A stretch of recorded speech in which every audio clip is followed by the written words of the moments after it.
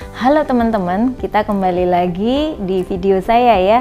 Kali ini saya akan membahas tentang entitas non-laba, khususnya NGO. Ayo, siapa nih teman-teman di antara teman-teman yang memang aktivis NGO? Nah, tapi lebih ke arah bagaimana NGO bisa transparansi dan akuntabel.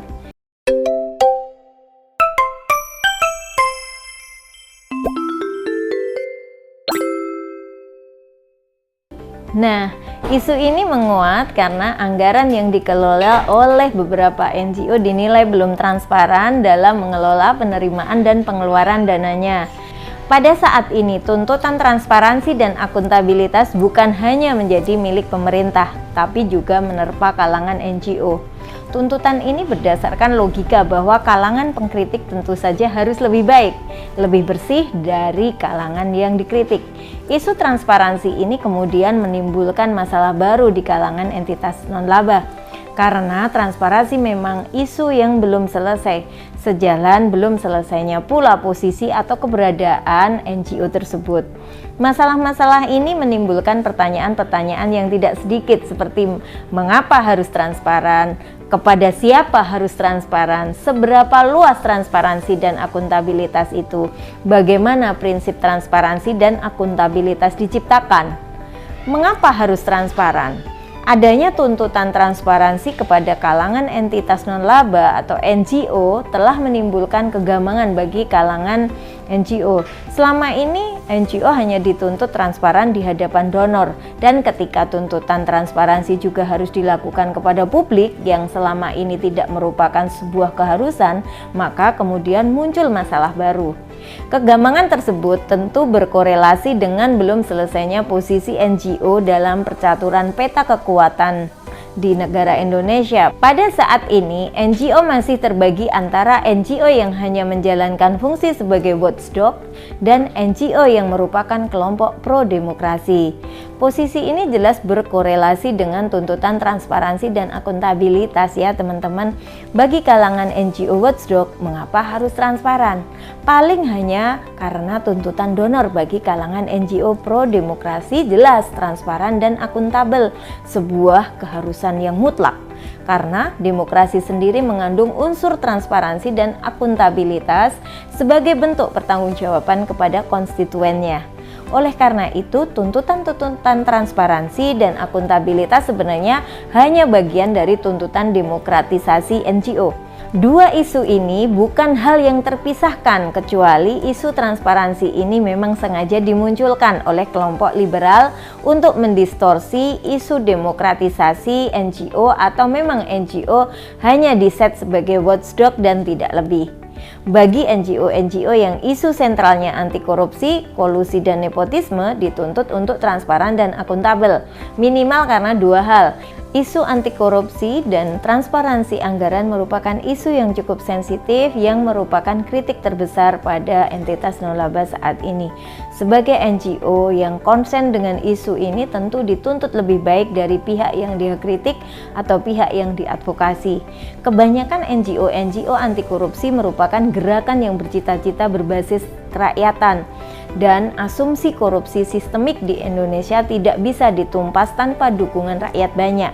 Oleh karena itu, perlu transparansi dan akuntabilitas kepada rakyat yang memberikan mandat kepada NGO tersebut.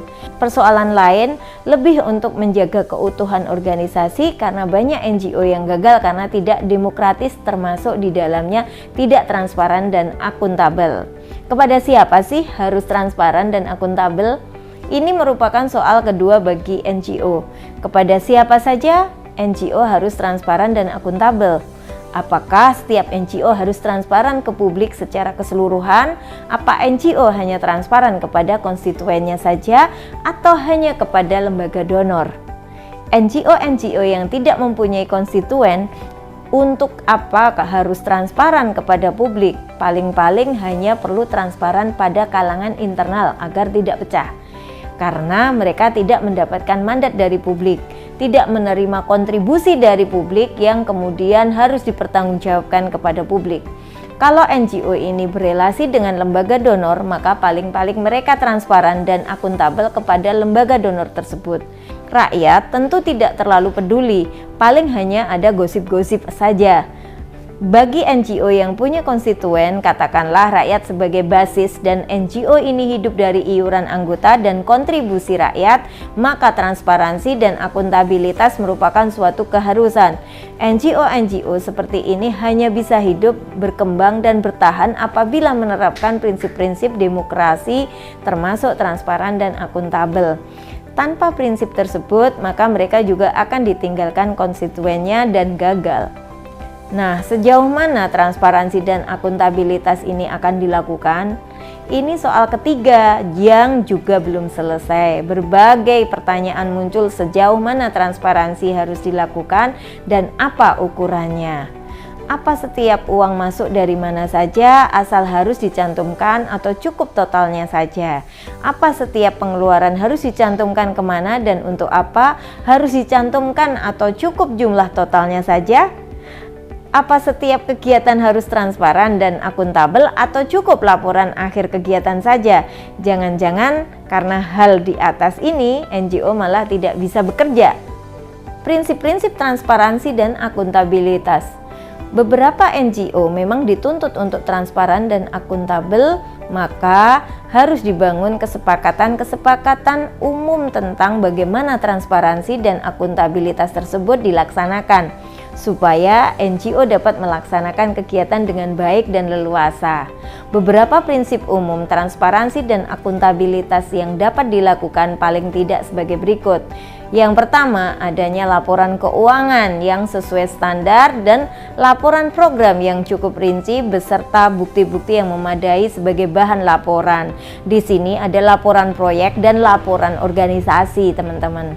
Yang kedua, adanya audit eksternal yang mempunyai akses cukup untuk memeriksa keuangan dan manajemen operasional NGO.